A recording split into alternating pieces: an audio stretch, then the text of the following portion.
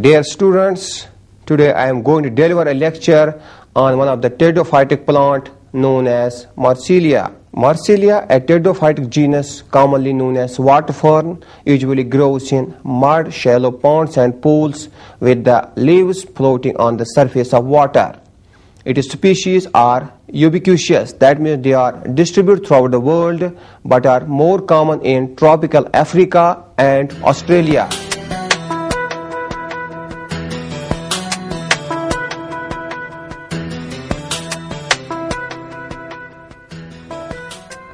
The genus is represented world over by 53 living and 10 fossil species.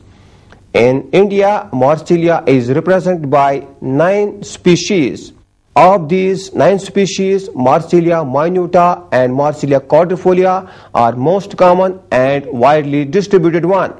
Then we will discuss its systematic position. The Marcilia belong to kingdom Plantae, division Pteridophyta, subdivision Pteropsida, class Phelicophyta, order Marciales, family Marciaceae, and genus is Marcilia. Then we will discuss its plant body. The plant body of Marcilia is sporophytic, having diploid chromosome number in its somatic cells. The sporophyte is differentiated into rhizome, roots and leaves.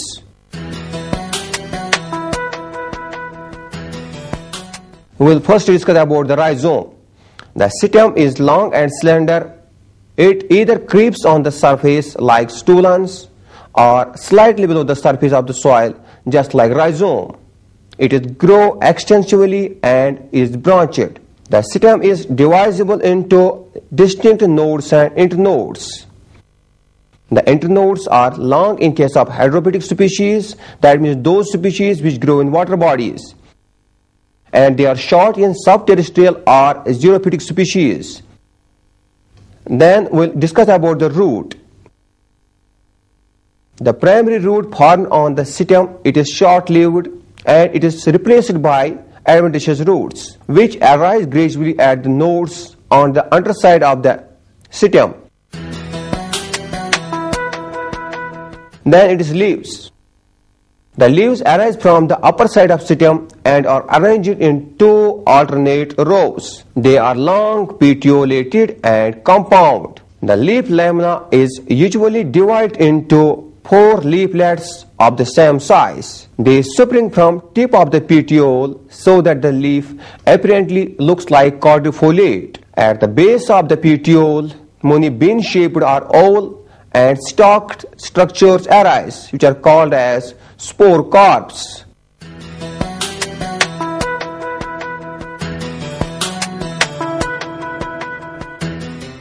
Then anatomy of the Marcilia. When we cut the transverse section of the Marcilia, it shows certain distinguishing features. First we will discuss about rhizome. When we cut the transverse section of the rhizome, it shows certain features, like the outer covering is called as epidermis. It is single-layered, made up of compactly arranged thick-walled cells. Then epidermis is followed by cortex, which is differentiated into 3 regions in case of Marcilia, that is outer cortex, middle cortex and inner cortex. The outer cortex is erenchymes. It is made up of several cells in thickness having large intercellular spaces.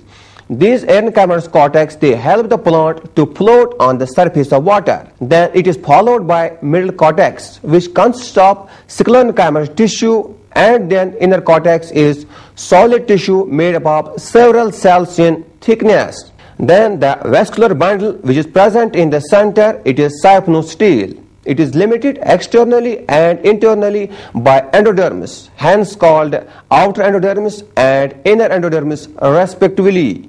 And the saphenostele in case of Marcilia is medullated, which means it has a pith at the center of the stem. The xylem is in the form of ring and phloem is present on both sides of the xylem. Such a stele in which phloem is present on both sides of xylem is called amphibolic saphenostele. Then we discuss transverse section of the petiole, means the stalk of the leaf. It shows single-layered epidermis made up of rectangular cells. The outer cortex consists of 5 layers of thin-walled cells. Middle cortex is parenchymas, consists of large number of air chambers, while the inner cortex is solid, compact tissue of several cells deep. In case of pteridophytes, the vascular bundle is called as setile. It is covered externally by single-layered distinct endodermis. It is triangular in outline, lies in the center, and has a single vascular bundle. The xylem that is present in the center is V-shaped with openings towards the axis.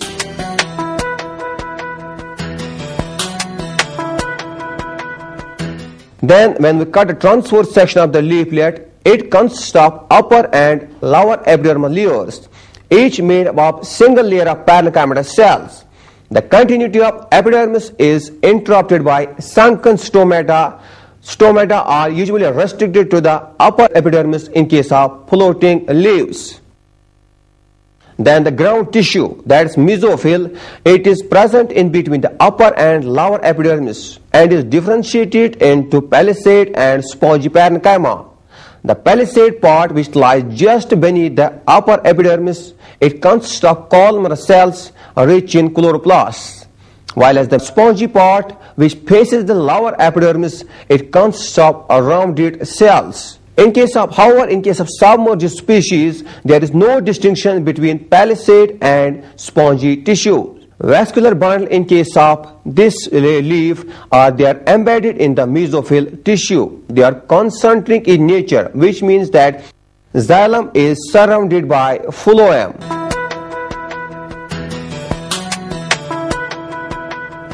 Then when we cut the transverse section of the root, it shows the paliferous layer instead of epidermis, made up of compactly arranged biconvex cells. Beneath this paliferous layer, the cortex is made up of outer cortex and then inner cortex. The outer cortex is parenchymatous. It consists of large air cavities or air chambers which are arranged in the form of ring. The inner cortex is compact, made up of rounded cells containing starch. And the inner cortex is delimited by a single layer of distinct endodermis. A vascular bundle lies within the endodermis and is usually diarch and exarch.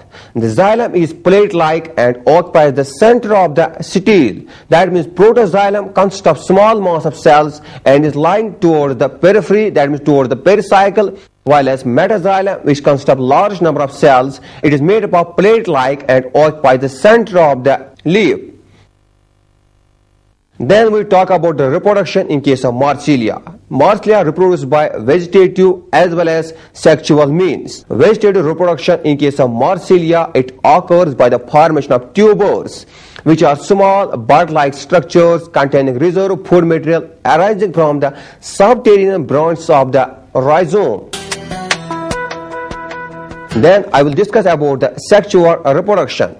In Marcilia, since it is a heterosperse fern which produces two types of spores, that's microspores and megaspores, and they are produced in a separate sporangia born in special bean-shaped bodies called the spore corps.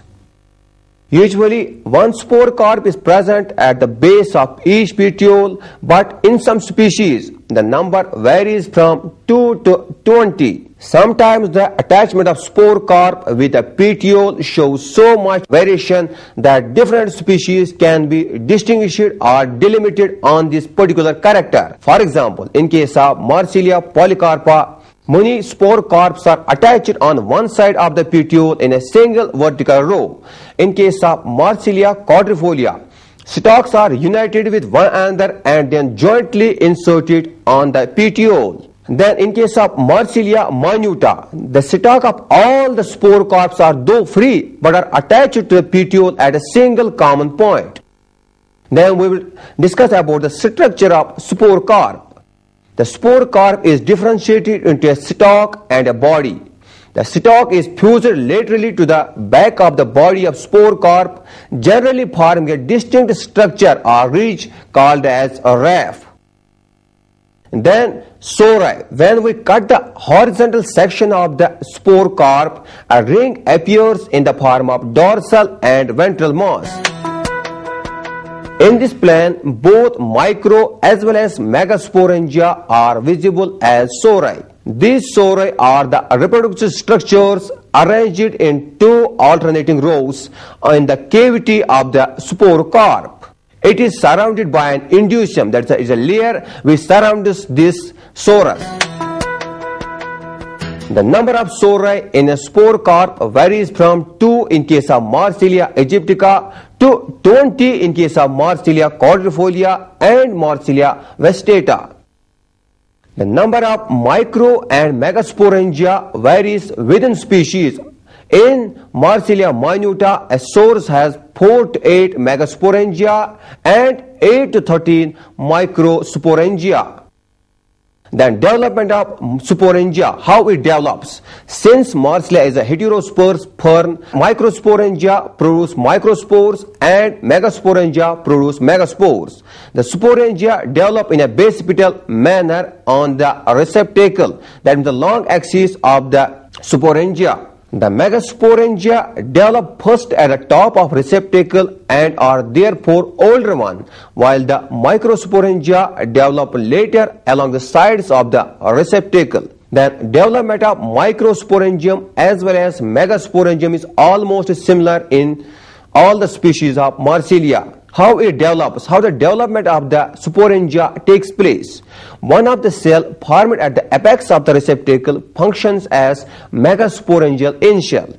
It divides transversely, forming an outer cell and an inner cell. The entire sporangium develops from the outer cell and inner cell, taking no part in its development. In megasporangia, all spores degenerate, but only one remains. These degenerated spores, they form a nutritive tissue, and the spore which remains, they grow in size at the expense of the others, forming a single large functional megaspore. Subsequently, two initials are formed on the lateral sides of the receptacle. They function as microsporangial initial, each forming a microsporangium. Then the outer cells of the sporangium, that means the cell which is destined to form spore mother cell, undergo a repeated transverse division, and each spore mother cell, it undergoes reduction division and form 4 haploid spores. In microsporangia, almost all the spores in a microsporangium are functional,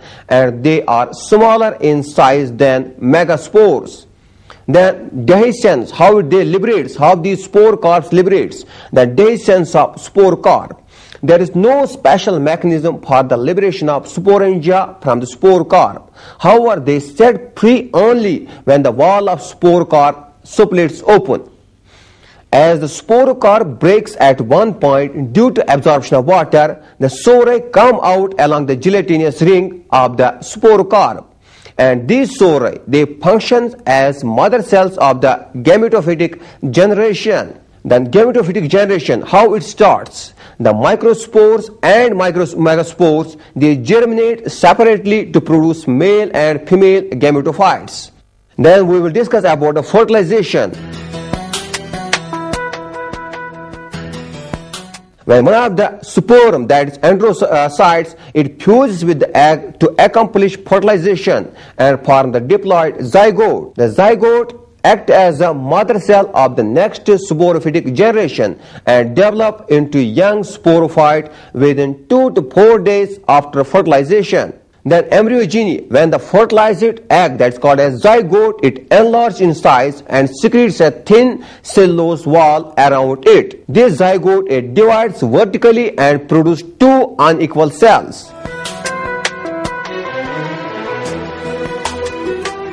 The smaller cell is called as hypobasal cell and the large cell is called as epibasal cell. These two cells undergo again transverse division to form quadrant embryo. That means embryo consists of 4 cells. The cells of the quadrant embryo shows definite relation to the primary growth of the embryo.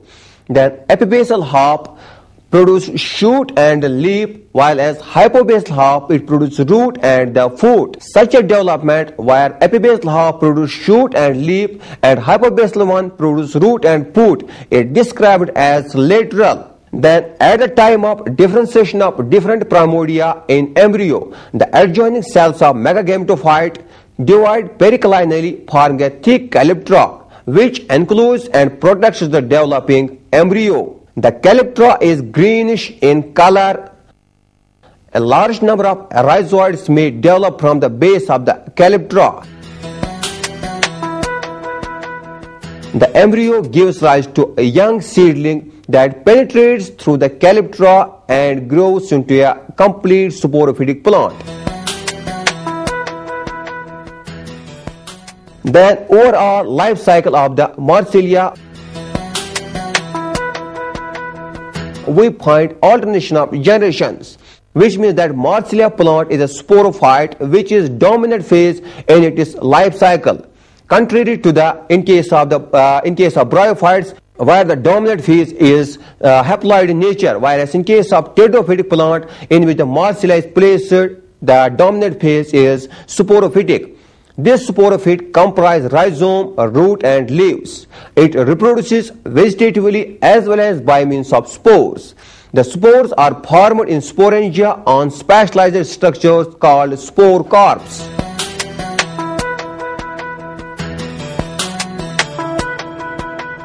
These spore corps bear two kinds of spores which are formed after meiosis. Hence they are also called as haploid meiospores. The smaller spores are known as microspores. They are produced within microsporangia, while as the larger spores are known as megaspores, which are formed in megasporangia. The microspores and megaspores germinate separately to produce male and female gametophytes. They bear antheridia and orchigonia, which produce anthrozoids and egg respectively. The fertilization of male and the female gametes gives rise to embryo and ultimately develops into sporophyte.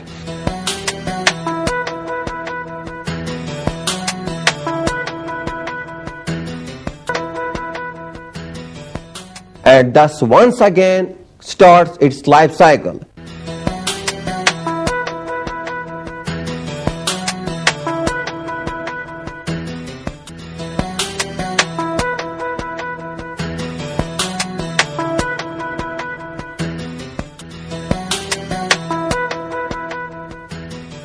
So dear students, we discussed one of the important pteridophytic plant known as Marcilia. We discussed its distribution, habitat, systematic position, general structure of plant body, and then anatomy of the plant body, and then also we discussed its reproduction, both vegetative as well as sexual.